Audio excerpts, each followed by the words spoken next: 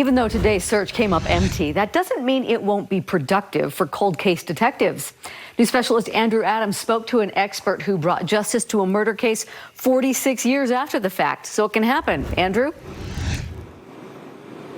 It can, Deanie. That was a case out of Carbon County.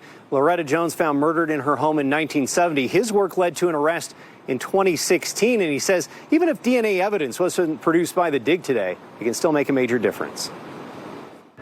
On a hillside above Causey Reservoir, we received a tip about a location here.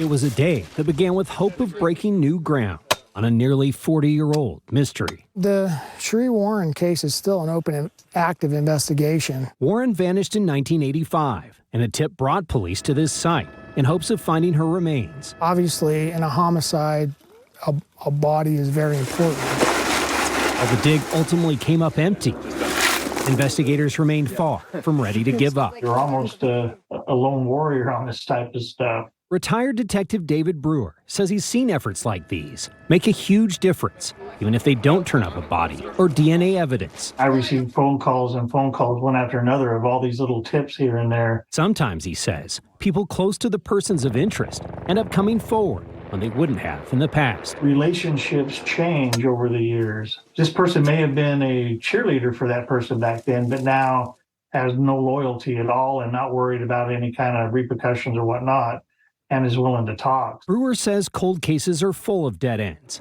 and even those around the detectives will ultimately doubt the efforts at some point. It's easy to turn away and walk away, but you have to believe it yourself. But he says maintaining hope is key. It's the never give up type attitude.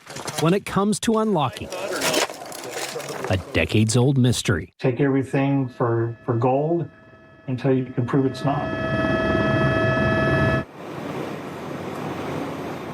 Well, Roy, police investigators continue to have two persons of interest in the case.